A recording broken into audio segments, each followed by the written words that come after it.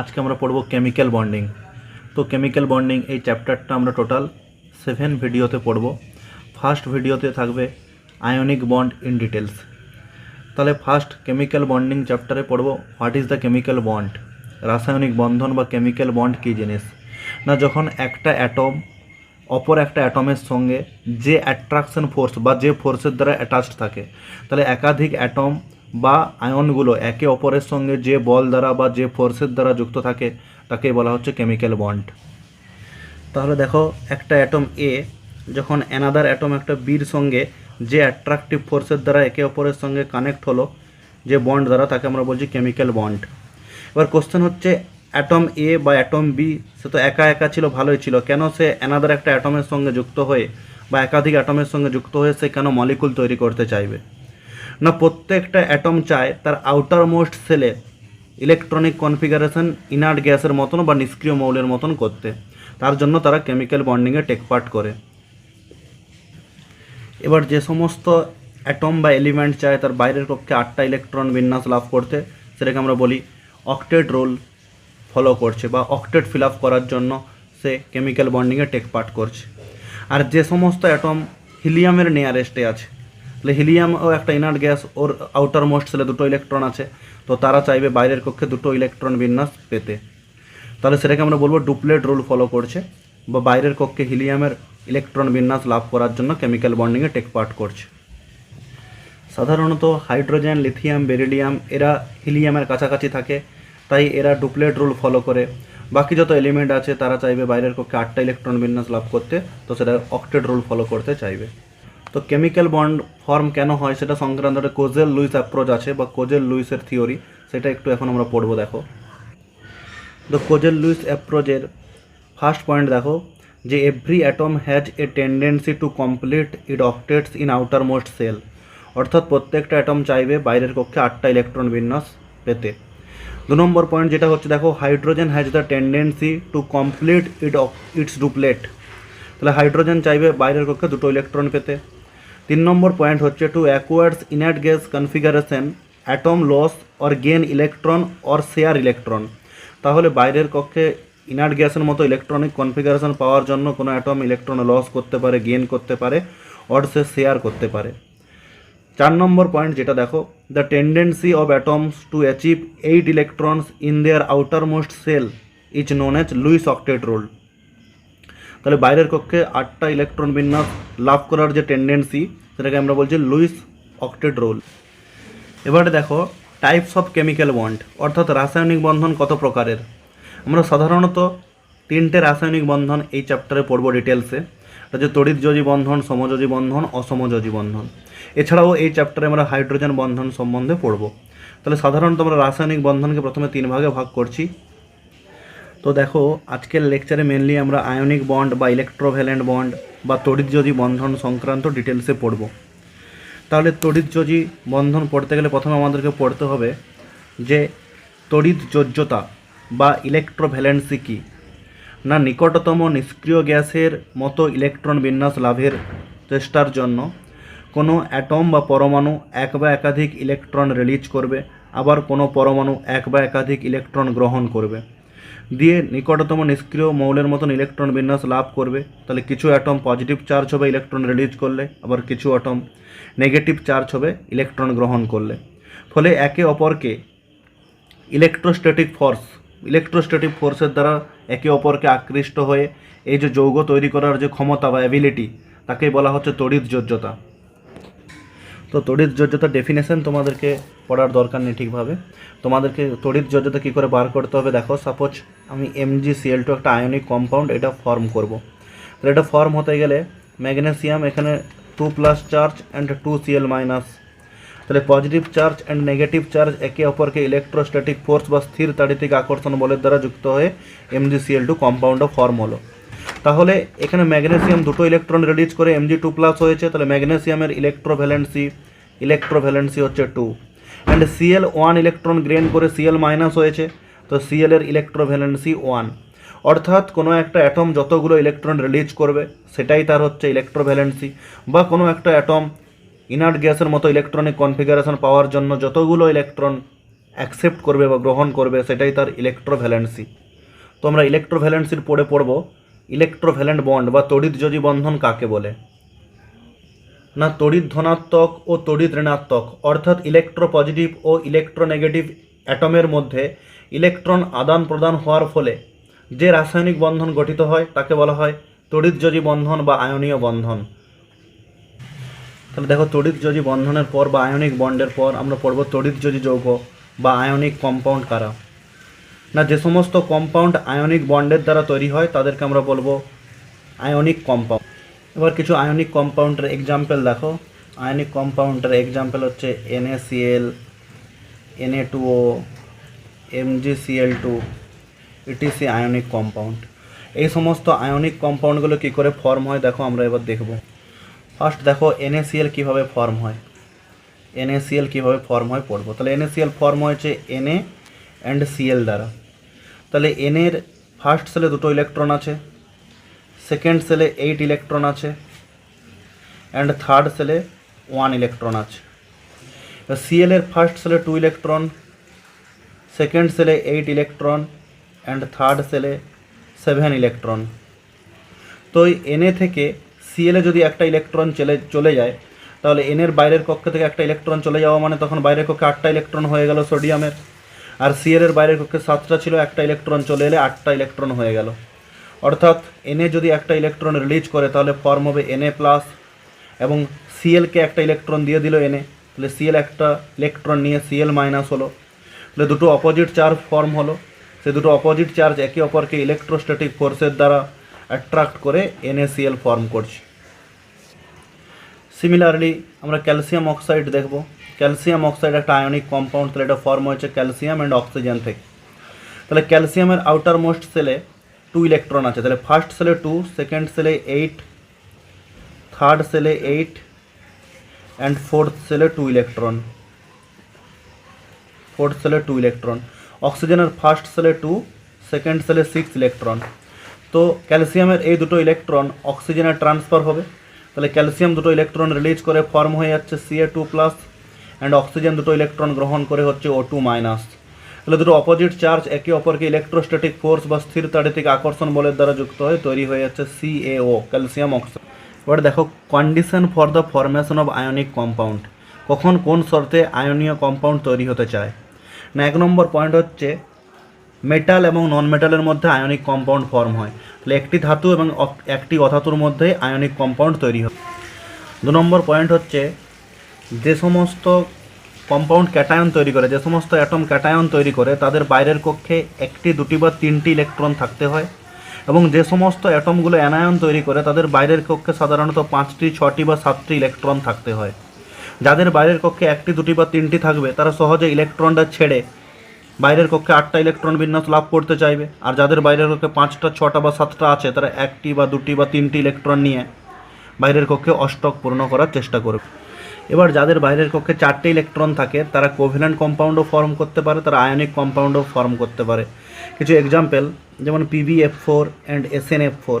তাহলে Pb and Sn এদের outer most সেলে হচ্ছে 4টে করে ইলেকট্রন আছে, তাও এরা হচ্ছে আয়নিক কম্পাউন্ড ফর্ম করে। তাহলে PbF4 অ্যান্ড SnF4, এই Pb অ্যান্ড Sn এর বাইরের কক্ষে 4টে ইলেকট্রন থাকলেও এরা আয়নিক কম্পাউন্ড তৈরি করতে পারে। 3 নম্বর পয়েন্ট হচ্ছে যে সমস্ত অ্যাটমগুলো ক্যাটায়ন তৈরি করে তাদের আকার একটু বড় হলে ভালো হবে, কারণ আকার যত বড় হবে সহজে বাইরের কক্ষের ইলেকট্রনগুলোকে ছেড়ে দিতে পারবে। আর যারা অ্যানায়ন তৈরি করবে সেই সমস্ত অ্যাটমের সাইজ যত ছোট হবে তত সহজে তারা বাইরের কক্ষে ইলেকট্রনকে নিতে পারবে, অর্থাৎ তত ভালো অ্যানায়ন তৈরি করতে পারবে। 4 নম্বর পয়েন্ট হচ্ছে ক্যাটায়ন সৃষ্টিকারী অ্যাটমটার যত আয়নাইজেশন পোটেনশিয়াল বা আয়নন বিভব কম হবে তত সহজে বাইরের কক্ষের ইলেকট্রনগুলোকে ছেড়ে ক্যাটায়ন তৈরি করতে পারবে, এবং অ্যানায়ন সৃষ্টিকারী অ্যাটমগুলোর যত ইলেকট্রন এফিনিটি বা ইলেকট্রন আসক্তি বেশি হবে তত ভালোভাবে ইলেকট্রন গ্রহণ করে সহজে অ্যানায়নে পরিণত হতে পারবে। 5 নম্বর পয়েন্ট, দুটো অ্যাটমের মধ্যে হাই ইলেকট্রোনেগেটিভিটি ডিফারেন্স থাকতে হবে, অর্থাৎ ক্যাটায়ন সৃষ্টিকারী মৌলের কম ইলেকট্রন নেগেটিভিটি হবে এবং অ্যানায়ন সৃষ্টিকারী মৌলের ইলেকট্রন নেগেটিভিটিটা হাই হবে।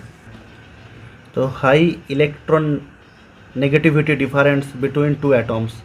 6 নম্বর পয়েন্ট দেখো। 6 নম্বর পয়েন্ট হচ্ছে ক্যাটায়নের চার্জ মানে উপরে যে ক্যাটায়নের পাওয়ার যে চার্জটা থাকে সেটা যত কম হবে তত ভালো, এবং অ্যানায়নের ক্ষেত্রেও যত নেগেটিভ চার্জটা যত কম হবে তত ভালো।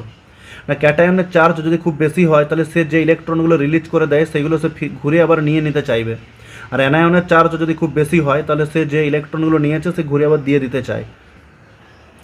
7 নম্বর পয়েন্ট দেখো, হাই ল্যাটিস শক্তি বা ল্যাটিস এনার্জিটা যত বেশি হাই হবে তত ভালো আয়নিক কম্পাউন্ড ফর্ম হবে। তাহলে এই ল্যাটিস শক্তি কি আমরা এখন ডিটেলসে পড়ব। ল্যাটিস এনার্জি কি না, গ্যাসিয়াস ক্যাটায়ন ও গ্যাসিয়াস অ্যানায়ন থেকে 1 মোল বা 1 ফর্মুলা ওয়েট পরিমাণ কোনো আয়নিক কম্পাউন্ড তৈরি হলে যে অ্যামাউন্ট অফ এনার্জি রিলিজ হয়। অর্থাৎ আয়নিক কম্পাউন্ডের ক্ষেত্রে মলিকুলার ওয়েট কথার থেকে ফর্মুলা ওয়েট কথাটা বেশি তাৎপর্যপূর্ণ। তাই 1 মোল বা 1 গ্রাম সংকেত ওজন পরিমাণ কোনো আয়নীয় কম্পাউন্ড, কোনো আয়নীয় ক্রিস্টাল তৈরি হলে যে পরিমাণ এনার্জি রিলিজ হয় তাকেই বলা হচ্ছে ল্যাটিস এনার্জি। তাহলে ল্যাটিস এনার্জিকে আমরা ইউ দিয়ে জেনারেলি ডিনোট করি। তাহলে U proportional to Z plus into Z minus divided by r, অর্থাৎ U lattice energy proportional to ক্যাটায়নের চার্জ ইন্টু অ্যানায়নের চার্জ ডিভাইডেড বাই ক্যাটায়ন ও অ্যানায়নের মাঝের বন্ড ডিস্টেন্স। এই ল্যাটিস শক্তি যত বেশি হবে আমরা বলছি আয়নিক কম্পাউন্ড তত ভালোভাবে তৈরি হতে চাইবে। কেন না, যদি কোনো কম্পাউন্ড ফর্ম হওয়ার সময় সে বেশি এনার্জি রিলিজ করে দেয়, তাহলে যদি বেশি এনার্জি রিলিজ করে তখন তার মধ্যে এনার্জি কমে যায়, সে বেশি রিলিজ করে দিচ্ছে। তাহলে এনার্জি যত কম হবে সে কম্পাউন্ড তত মোর স্টেবল হবে। তাহলে এনার্জি যত বেশি রিলিজ করে দেবে তার মধ্যে এনার্জি কম থাকবে, সে তত বেশি স্টেবল হবে। তাহলে আয়নিক কম্পাউন্ড ফর্ম হওয়ার সময় যে এনার্জিটা রিলিজ হয় তাকেই ল্যাটিস এনার্জি বলছি। সেই এনার্জি যত বেশি রিলিজ হয়ে যাবে আয়নিক কম্পাউন্ড তত ইজিলি ফর্ম হতে চাইবে। তাহলে আয়নিক কম্পাউন্ডের lattice energy U proportional to Z plus Z minus divided by r. এই ল্যাটিস এনার্জি সংক্রান্ত যে বর্নল্যান্ড ইকুয়েশন আছে সেটা দেখো। এবার দেখো Born Landé equation, U equal to A square Z plus Z minus into N divided by r into 1 minus 1 by small n. এখানে এটা হচ্ছে মেডেলাং কনস্ট্যান্ট বা মেডেলাং ধ্রুবক, এটা কনস্ট্যান্ট ভ্যালু। ই হচ্ছে ইলেকট্রনের চার্জকে আমরা ডিনোট করি। জেড প্লাস হচ্ছে charge of cation. Z plus বলতে এই প্লাসটা হচ্ছে জেডের সাফিক্সে লেখা হয়, জেড মাইনাস ওই সেটাও জেডের সাফিক্সে। জেড মাইনাস হচ্ছে চার্জ অফ অ্যানায়ন, এন হচ্ছে অ্যাভোগাড্রোর সংখ্যা, আর হচ্ছে distance between cation and anion, আর ছোটো হাতের এন যেটা স্মল এন সেটা হচ্ছে বর্ন এক্সপোনেন্ট। এর ভ্যালু জেনারেলি অল টাইম 9 ধরা হয়, 9 ধরা হবে। তো সাধারণত ল্যাটিস এনার্জিকে আমরা দেখাই যে U proportional to Z plus into Z minus divided by r. তাহলে কোনো কম্পাউন্ডের ল্যাটিস এনার্জি ক্যালকুলেশন করতে গেলে প্রথমে চার্জের গুণফলটা দেখবে। চার্জের গুণফল দিয়ে যদি অ্যান্সার হয়ে যায় তাহলে রেডিয়াস দেখার দরকার নেই। যখন দুটো কম্পাউন্ডের চার্জ সেম তখন তুমি রেডিয়াসটা কম্পেয়ার করবে। তুমি সাপোজ একটা এক্সাম্পল দেখো, NaCl MgCl2 and AlCl3 lattice এনার্জির অর্ডার। তাহলে NaCl এ ক্যাটায়নের চার্জ 1, অ্যানায়নের চার্জ -1। ম্যাগনেসিয়াম ক্লোরাইডে ম্যাগনেসিয়ামের চার্জ +2, Cl -1। অ্যালুমিনিয়াম ক্লোরাইডে অ্যালুমিনিয়াম +3, Cl -1। তো এখানে ক্যাটায়ন NaCl এ ক্যাটায়ন অ্যান্ড অ্যানায়নের চার্জের গুণফল 1 × 1। আমরা এখানে সাইনটা নেব না, জাস্ট ভ্যালুটা। MgCl2 তে ক্যাটায়নের চার্জ 2, অ্যানায়নের চার্জ 1। AlCl3 তে ক্যাটায়নের চার্জ 3, অ্যানায়নের চার্জ 1। তাহলে এখানে AlCl3 তে চার্জের মাল্টিপ্লিকেশনটা বেশি, তো AlCl3 ল্যাটিস এনার্জি বেশি, তারপরে MgCl2, তারপরে NaCl, তারপরে MgO, CaO, SRO, BRO এদের ল্যাটিস এনার্জির অর্ডারটা বলো। এক্ষেত্রে দেখবে তোমার ক্যাটায়নের চার্জও সবসময় +2, অ্যানায়নের চার্জ -2। প্রত্যেকটা কম্পাউন্ডে ক্যাটায়নের চার্জ +2, অ্যানায়নের চার্জ -2। তাহলে সেক্ষেত্রে চার্জের মাল্টিপ্লিকেশন সেম, তখন তোমাকে ক্যাটায়ন আর অ্যানায়নের মাঝের ডিস্টেন্স দেখতে হবে। এবার ক্যাটায়ন আর অ্যানায়নের মাঝের ডিস্টেন্স যখন ক্যাটায়নের সাইজ বড় হবে, ক্যাটায়ন আর অ্যানায়নের মাঝের ডিস্টেন্সটা বড় হবে। অ্যানায়নটা তো এখানে সবাই অক্সিজেন, তাহলে ম্যাগনেসিয়াম, ক্যালসিয়াম, স্ট্রনসিয়াম, বেরিয়ামের মধ্যে বেরিয়ামের সাইজটা বড়, তাই এর ক্ষেত্রে আরটা বড় বেরিয়াম অক্সাইডের ক্ষেত্রে, আর আর বড় হলে ল্যাটিস এনার্জি কম হবে। তাহলে ল্যাটিস এনার্জির order MgO, CaO, SRO and BaO। Similar একটা প্রবলেম দেখো, LiCl, NaCl, KCl, RbCl, caesium ক্লোরাইডের ল্যাটিস এনার্জির অর্ডার। তাহলে এক্ষেত্রেও সব ক্ষেত্রে ক্যাটায়নের চার্জ +1 আর অ্যানায়নের চার্জ -1। তাহলে এক্ষেত্রেও যেহেতু চার্জটা সমান রেডিয়াস দেখতে হবে। তাহলে lithium, sodium, potassium, rubidium, caesium, তাহলে এটা গ্রুপ 1-এ পরপর উপর থেকে নিচের দিকে আছে মেটালগুলো। তাহলে সিজিয়ামের সাইজ সব থেকে বড়, তাহলে সিজিয়াম ক্লোরাইডের রেডিয়াস সব থেকে বড়। তাহলে আর যত বড় হবে ল্যাটিস এনার্জি কম হবে। তাহলে ল্যাটিস এনার্জির অর্ডার হবে LiCl, NaCl, KCl, RbCl and CsCl। আরও একটা প্রবলেম দেখো যে magnesium hydroxide, calcium hydroxide, strontium hydroxide and barium হাইড্রোক্সাইডের ল্যাটিস এনার্জির অর্ডার। তাহলে এক্ষেত্রেও সব ক্ষেত্রে দেখো ক্যাটায়নটা +2 আর অ্যানায়নটা -1 করে। তাহলে ক্যাটায়ন এবং অ্যানায়নের চার্জ যেহেতু সবার সমান, তাহলে এক্ষেত্রেও রেডিয়াস দেখতে হবে। তাহলে বেরিয়ামের সাইজ সব থেকে বড়, তারপরে স্ট্রনসিয়াম, তারপরে ক্যালসিয়াম, তারপরে ম্যাগনেসিয়াম। তাহলে আর যদি বেশি হয় ল্যাটিস এনার্জি কম হবে। তাহলে ম্যাগনেসিয়াম হাইড্রোক্সাইডের ল্যাটিস এনার্জি বেশি, তারপরে CaOH(2), দেন SrOH(2), তারপরে BaOH(2). এবার দেখো ল্যাটিস এনার্জি বার করানো হয় একটা ডায়াগ্রামের সাহায্যে, তাকে আমরা বলি বর্ন হেবার সাইকেল। সাপোজ ধরুন আমরা NaCl তৈরি করব, সলিড NaCl তৈরি করতে চাই বর্ন হেবার সাইকেলের সাহায্যে। তাহলে কি করব না, NaClটা ফর্ম হয়েছে Na+ আর Cl- থেকে। তাহলে আমাকে Na+ ফার্স্ট প্রিপেয়ার করতে হবে। তাহলে প্রথমে তো আমাকে নেচারে সোডিয়ামটা সলিড স্টেটে পাওয়া যায়, তাহলে সবার আগে আমাকে সোডিয়াম গ্যাসে কনভার্ট করতে হবে, কারণ Na+ ফর্ম করতে গেলে আগে তো আমাকে সোডিয়াম গ্যাসে কনভার্ট করতে হবে। দেন গ্যাসিয়াস অ্যাটম থেকে একটা ইলেকট্রন বার করাটাকেই বলা হচ্ছে আয়োনাইজেশন পটেনশিয়াল। তাহলে সোডিয়াম সলিড থেকে সোডিয়াম গ্যাসে যেতে গেলে যে অ্যামাউন্ট অফ হিট লাগে সেটাকে আমরা বলি সাবলিমেশন এনার্জি, ΔHS। দেন সোডিয়াম গ্যাস থেকে Na+ গ্যাসে যাব, তাহলে এটা আয়োনাইজেশন পটেনশিয়াল, যেটাকে আমরা IP দিয়ে ডিনোট করি। তাহলে IP1 লাগবে এখানে। এবার Na+ ফর্ম হলো, এবার আমাদের চাই Cl- ফর্ম করার। এবার দেখো Cl2 নেচারে Cl2 ফর্মে থাকে ডায়াটমিক গ্যাস রূপে, সেখান থেকে আমার একটা Cl অ্যাটম চাই। তাহলে এই যে Cl2-র মাঝে যে Cl বন্ড আছে ওটাকে ব্রেক করতে হবে। এবার ওটাকে ব্রেক করলে দুটো Cl পাবো, সেখান থেকে আমার একটা Cl চাই। তাহলে যা বন্ড ব্রেক করতে এনার্জি লাগবে তার হাফ চাই, তাহলে half bond dissociation energy ΔHD দিয়ে আমরা ডিনোট করি। তাহলে Cl গ্যাস পেয়ে গেলাম। এখানে এবার যদি ইলেকট্রন এফিনিটি সাপ্লাই করো তবে ইলেকট্রন এফিনিটি এবার দিলে Cl- ফর্ম হবে। তাহলে Cl- ফর্ম হলো, Na+ Cl- থেকে এবার NaCl সলিড বা ক্রিস্টাল ফর্ম হবে। তখন যে অ্যামাউন্ট অফ হিট রিলিজ হবে সেটা হচ্ছে ল্যাটিস এনার্জি। তাহলে ওভারঅল আমরা এরকম লিখতে পারি যে ΔH formation of NaCl equal to, তাহলে sublimation energy of sodium plus IP of sodium plus half of dissociation energy of Cl2 plus electron affinity plus lattice energy U, কারণ এই স্টেপটা হচ্ছে U, ল্যাটিস এনার্জি। তাহলে এখানে তোমার বাকি সবগুলো ভ্যালু যদি পুট করো তাহলে এখান থেকে তুমি ল্যাটিস এনার্জি ক্যালকুলেশন করে নিতে পারবে। এই টপিক্স থেকে কি কোশ্চেন হবে টোটাল এই লেকচারের পরে আরও একটা ভিডিওতে দেখবে, প্রত্যেকটা লেকচারের ওপর মিনিমাম 10 থেকে 15টা কোশ্চেন করানো আছে। তখন NEET, JEE main, JEE advance এসবে কী কোশ্চেন আসতে পারে সেই ভিডিওটাও তোমরা দেখে নেবে এরপরে। এবার এই NaCl কম্পাউন্ডে সোডিয়ামকে +1-এ নিয়ে যেতে হচ্ছিলো বলে IP1 লাগছিল। যদি আমার কোনো কম্পাউন্ডে +2-তে নিয়ে যেতে হয় কোনো অ্যাটমকে, তাহলে IP2 দিতে হবে। বা কোনো অ্যানায়নের ক্ষেত্রে যদি আমাকে -2 চার্জে যেতে হয়, সেক্ষেত্রে ইলেকট্রন এফিনিটি 2 সাপ্লাই করতে হবে। যেমন ক্যালসিয়াম অক্সাইডে প্রথমে ফার্স্ট IP দিলে Ca+ হবে, দেন সেকেন্ড IP দিলে Ca2+ হবে। সিমিলারলি অক্সাইড আয়নের ক্ষেত্রে প্রথম ইলেকট্রন এফিনিটিতে O- হবে, সেকেন্ড ইলেকট্রন এফিনিটি সাপ্লাই করলে O2- হবে। তাহলে ল্যাটিস শক্তি ইউ দিয়ে যে আমরা ডিনোট করি, তাহলে ইউর ভ্যালু যত বেশি নেগেটিভ হবে সেই কম্পাউন্ড তত বেশি স্টেবল হবে। মানে নেগেটিভ সাইন অর্থাৎ এখানে এনার্জি রিলিজ হলে আমরা নেগেটিভ সাইন দিয়ে ডিনোট করি, আর যেখানে এনার্জি লাগে সেখানে পজিটিভ সাইন দিই। তাহলে ইউ কোথাও যদি -10 আর কোথাও যদি -15 কিলোজুল হয়, তাহলে যে ক্ষেত্রে -15 কিলোজুল হলো সেই কম্পাউন্ডের ল্যাটিস এনার্জিটা বেশি, অর্থাৎ সে বেশি অ্যামাউন্ট অফ এনার্জি এখানে রিলিজ করেছে, তাহলে সেই কম্পাউন্ডটা বেশি স্টেবল হবে। দেখো এখন আমরা পড়ব সলভেশন এনার্জি বা দ্রাবকায়ন শক্তি। অর্থাৎ এক মোল কোনো আয়নীয় যৌগকে কোনো দ্রাবকে দ্রবীভূত করলে যে পরিমাণ শক্তি রিলিজ হয় তাকে বলা হচ্ছে সলভেশন এনার্জি, আমরা এসি দিয়ে ডিনোট করি। তাহলে amount of energy released when 1 mole of ionic compound soluble in a solvent. এবার একটা কম্পাউন্ড কোনো সলভেন্টে সলিউবল হবে কিনা, মানে সলভেশন এনার্জির সঙ্গে ল্যাটিস এনার্জির একটা রিলেশন আছে। Solvation energy inversely proportional to lattice energy, অর্থাৎ ল্যাটিস এনার্জির সঙ্গে ব্যস্তানুপাতে পরিবর্তন হয়। এবং কোনো কম্পাউন্ডের যদি সলভেশন এনার্জিটা ল্যাটিস এনার্জির থেকে বেশি হয় তবেই কম্পাউন্ডটা সলিউবল হবে। যদি কোনো কারণে ল্যাটিস এনার্জি কম্পাউন্ডের সলভেশন এনার্জির থেকে বেশি হয় তাহলে সেক্ষেত্রে ওই কম্পাউন্ডটা ইনসলিউবল থেকে যাবে, অর্থাৎ অদ্রাব্য, সে দ্রবীভূত হতে পারবে না। যেমন একটা এক্সাম্পল দেখো, NaCl, MgCl2, AlCl3 এদের হচ্ছে সলভেশন এনার্জির অর্ডার ইন অ্যাকুয়াস সলিউশন। এবার এখানে ল্যাটিস এনার্জির অর্ডার আগে বার করো, তাহলে AlCl3 আমরা জানি ল্যাটিস এনার্জি বেশি, যেহেতু চার্জের গুণফলটা বেশি। তাহলে ল্যাটিস এনার্জি বেশি হলে সলভেশন এনার্জি কম হবে। তাহলে সলভেশন এনার্জি বেশি NaCl, তারপরে MgCl2, তারপরে AlCl3, এটা হচ্ছে সলভেশন এনার্জির অর্ডার। তারপরে আর একটা অর্ডার দেখো, beryllium hydroxide, magnesium hydroxide, calcium hydroxide, strontium hydroxide and barium হাইড্রোক্সাইডের সলিবিলিটি অর্ডার। তাহলে আমরা জানি এখানে বেরিয়ামের সাইজটা বেশি বলে ল্যাটিস এনার্জিটা কম ছিল, তাহলে বেরিয়াম হাইড্রোক্সাইডের সলিবিলিটিটা বেশি হবে।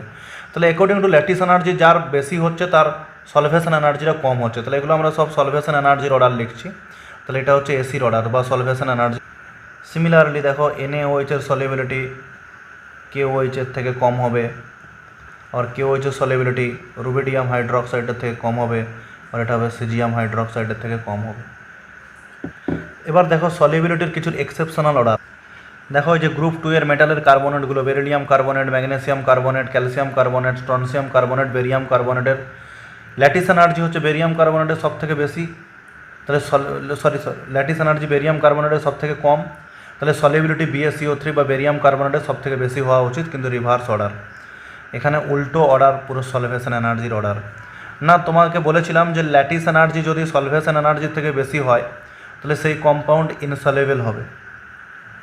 এবার এক্ষেত্রে ল্যাটিস এনার্জিটা উপর থেকে নিচের দিকে গেল, বেরিয়াম কার্বনেটের সব থেকে কম হলেও এক্ষেত্রে সলভেশন এনার্জিটা অনেকটাই কম। সেই কম ভ্যালু যে ল্যাটিস এনার্জি, সেই স্মল অ্যামাউন্ট অফ ল্যাটিস এনার্জির ভ্যালুটাকে সলভেশন এনার্জি ওভারকাম করতে পারে না। মানে সলভেশন এনার্জি যে অনলি ল্যাটিস এনার্জির উপর ডিপেন্ড করে তাও নয়, আরও অ্যানাদার ফ্যাক্টরের উপর ডিপেন্ড করে। আমরা কোভ্যালেন্ট কম্পাউন্ডে ফেজান্স রুলে 5 অর্ডার পড়ারও জানতে পারবো। তাহলে সলভেশন এনার্জিটা ল্যাটিস এনার্জির এই স্মল অ্যামাউন্টের ভ্যালুটাকেও ওভারকাম করতে পারে না BaCO3 ক্ষেত্রে ইট ইজ। ফলে সেসব এই কম্পাউন্ডগুলোর সলিবিলিটি অনেকটাই কম বা টোটালি ইনসলেবল BaCO3। গ্রুপ 2 এর সালফেটগুলোর ক্ষেত্রেও সেম এক্সেপশনাল অর্ডার। বেরিলিয়াম সালফেটের সলিবিলিটি সব থেকে বেশি, তারপরে MgSO4, তারপরে CaSO4, তারপরে SrSO4, তারপরে BaSO4। BaSO4 highly soluble and MgSO4ও হাইলি সলেবল। CaSO4 SrSO4 হচ্ছে স্পেরিংলি সলেবল, মানে স্বল্প দ্রাব্য, আর BaSO4 টোটালি ইনসলেবল। এখানেও সেই সেম একই কারণ যে এখানে সলভেশন এনার্জির ভ্যালুটা হচ্ছে ল্যাটিস এনার্জিকে কখনো ওভারকাম করতে পারে না। BaSO4 এর ক্ষেত্রে ল্যাটিস এনার্জি কম হলেও সেই স্মল ভ্যালুটাকে, কম ভ্যালুটাকে সলভেশন এনার্জি ওভারকাম করতে পারছে না, তাই ইনসলেবল হয়ে যাচ্ছে। গ্রুপ 2 এর সালফাইডগুলোর ক্ষেত্রেও সেম অর্ডার, এক্সেপশনাল যে অর্ডারটা সেটাই, বেরিলিয়াম সালফাইডের সলিবিলিটি বেশি, বেরিয়াম সালফাইডের সব থেকে কম। তারপরে এই সিজিয়াম ফ্লোরাইড, সিজিয়াম ব্রোমাইড আর আয়োডাইডের ক্ষেত্রেও সলিবিলিটি এক্সেপশনাল অর্ডার। দেখো এখানে সিজিয়াম আয়োডাইডের ল্যাটিস এনার্জি বেশি হলেও সলিবিলিটি কম। তাহলে এই সমস্ত কারণগুলো আমরা কোভ্যালেন্ট কম্পাউন্ডে ফেজান্স রুল পড়ার পরে জানতে পেরে যাব। এবার দেখো কোঅর্ডিনেশন নাম্বার বা সংক্ষেপে আমরা বলি CN বা সবর্গাঙ্ক সংখ্যা। কোঅর্ডিনেশন নাম্বার বা সবর্গাঙ্ক সংখ্যা কি না, কোনো আয়নের সমদূরত্বের চতুর্দিকে যতগুলো বিপরীত চার্জ বিশিষ্ট আয়ন অবস্থান করে। দেখো এখানে Na+ একটা পজিটিভ চার্জ, তার সারাউন্ডিংয়ে সেম ডিস্টেন্সে 6টা Cl- আয়ন অবস্থান করে আছে। তাহলে এখানে Na+ এর কোঅর্ডিনেশন নাম্বার হচ্ছে 6। তাহলে কোনো একটি আয়নের সমদূরত্বে যতগুলি বিপরীত চার্জ বিশিষ্ট আয়ন অবস্থান করে তাকে বলা হয় তার সেই আয়নটার কোঅর্ডিনেশন সংখ্যা। যেমন নিচে দেখো Cl- এর সঙ্গে সমদূরত্বে চারিদিকে 6টি Na+ যুক্ত, তাহলে এখানে Cl- এর কোঅর্ডিনেশন নাম্বার হচ্ছে 6। দেখো structure of ionic compound from radius ratio rule. Radius ratio বলতে না কোনো একটি আয়নীয় কম্পাউন্ডের ক্ষেত্রে ক্যাটায়নের রেডিয়াস আর অ্যানায়নের রেডিয়াসের যে অনুপাত, যে রেশিও, তাকেই বলা হচ্ছে রেডিয়াস রেশিও। এই ক্যাটায়ন ও অ্যানায়নের রেডিয়াসের রেশিও জানা থাকলে আমরা আয়নিক কম্পাউন্ডের স্ট্রাকচার, সেই আয়নগুলোর কোঅর্ডিনেশন নাম্বার সম্বন্ধে ধারণা পেতে পারি। দেখো এখানে ক্যাটায়ন আর অ্যানায়নের রেশিওর ভ্যালুটা এটা, এই বক্সে কোঅর্ডিনেশন নাম্বার, এখানে স্ট্রাকচার নেম কম্পাউন্ডের। যদি ক্যাটায়ন আর অ্যানায়নের রেডিয়াসের রেশিও 0 থেকে 0.155 মধ্যে পড়ে রেঞ্জটা, তাহলে কোঅর্ডিনেশন নাম্বার হবে আয়নগুলোর 2, স্ট্রাকচার হবে লিনিয়ার বা সরলরৈখিক। যদি ক্যাটায়ন আর অ্যানায়নের রেশিওটা 0.155 থেকে 0.225 মধ্যে পড়ে, তাহলে কোঅর্ডিনেশন নাম্বার হবে 3, স্ট্রাকচার নেম হবে ট্রাইঅ্যাঙ্গুলার বা ত্রিভুজাকৃতি।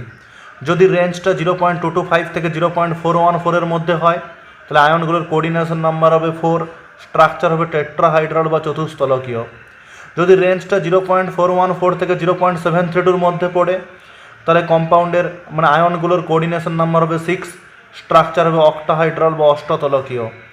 যদি রেঞ্জটা 0.732 থেকে 1 মধ্যে পড়ে, তাহলে আয়নগুলোর কোঅর্ডিনেশন নাম্বার হবে 8 এবং স্ট্রাকচার হবে কিউবিক বা ঘনকাকার। কীরকম কোশ্চেন আসতে পারে এখান থেকে? দেখো তোমাকে বললো যে Na+ এর রেডিয়াস হচ্ছে 0.95 পিকোমিটার, অ্যান্ড সিএল মাইনাসের রেডিয়াস হচ্ছে 1.81 পিকোমিটার।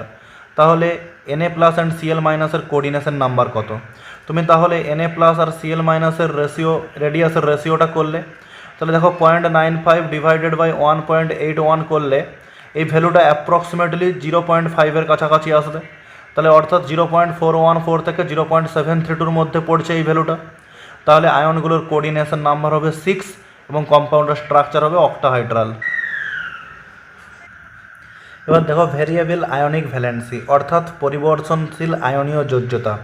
এস ব্লক এলিমেন্ট যারা তারা তো ভ্যারিয়েবল আয়নিক ভ্যালেন্সি দেখায় না, বিশেষ করে পি ব্লক আর ডি ব্লক এলিমেন্টগুলো ionic variable ionic valency show করে। যেমন দেখো এসএন একটা পি ব্লক এলিমেন্ট, এর অক্সিডেশন তড়িৎ যোজ্যতা বা আয়নিক ভ্যালেন্সি 2ও দেখাতে পারে, 4ও দেখাতে পারে। যেমন SnF2 কম্পাউন্ডে 2, আবার SnF4 কম্পাউন্ডে হচ্ছে টিনের এসএনের যোজ্যতা বা আয়নিক ভ্যালেন্সি 4। কারণ এই এসএনের আউটার মোস্ট সেলে ইলেকট্রনিক কনফিগারেশন ছিল NH2Np2। একবার পির দুটো ইলেকট্রন রিলিজ হলে তখন +2 অক্সিডেশন স্টেট শো করছে, এসেরগুলো তখন সহজে বেরাতে চাইছে না। আবার এক্সট্রিম কন্ডিশনে যখন সব 4টা ইলেকট্রনে বেরিয়ে যাচ্ছে তখন +4 অক্সিডেশন স্টেট শো করে +4 দেখাচ্ছে, তো আয়নিক ভ্যালেন্সি। তাহলে কিছু পি ব্লক এলিমেন্ট যেগুলো প্রথমে কিছু ইলেকট্রন ইজিলি রিলিজ করে দেয়, তারপরে একটু হাই অ্যামাউন্ট অফ এনার্জি দিলে বাকি এসের ইলেকট্রনগুলো রিলিজ করে, তারা বিশেষ ক্ষেত্রে ভ্যারিয়েবল আয়নিক ভ্যালেন্সি শো করে। এছাড়া ডি ব্লক এলিমেন্টের কিছু, যেমন দেখো আয়রন, কখনো আয়রন Fe2+ তড়িৎ যোজ্যতা, কখনো Fe3+ তড়িৎ যোজ্যতা শো করে। এক্ষেত্রেও সহজে প্রথমে দুটো ইলেকট্রন ছেড়ে দেয়, তারপরে একটু বেশি অ্যামাউন্ট অফ এনার্জি দিলে আর একটা ইলেকট্রন ছেড়ে দেয়।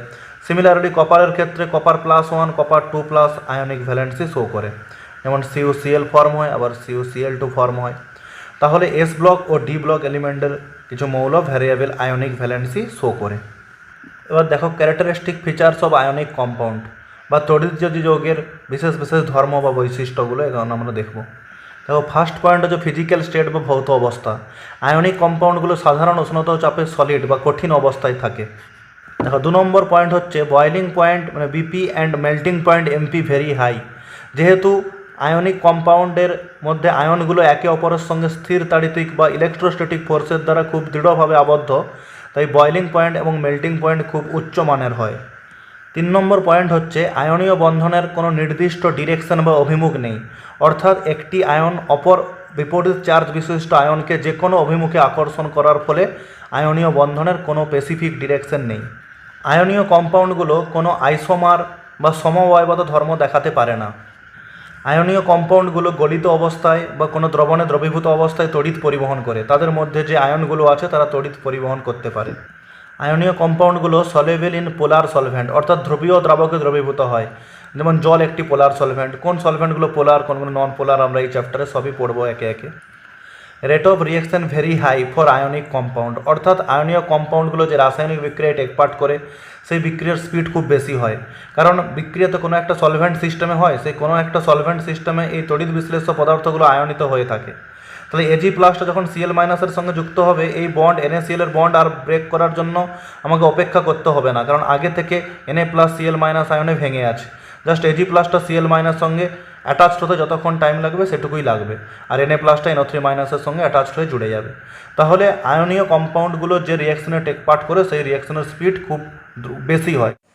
তো স্টুডেন্টরা অবশ্যই আমার এই ইউটিউব চ্যানেলটিকে সাবস্ক্রাইব করবে এবং লাইক, কমেন্ট, শেয়ার করতে ভুলো না, এবং কাছে থাকা বেল আইকনটিকে প্রেস করো। এই চ্যাপ্টারের বাকি পার্টটার জন্য পরের ভিডিওগুলো দেখে নিও।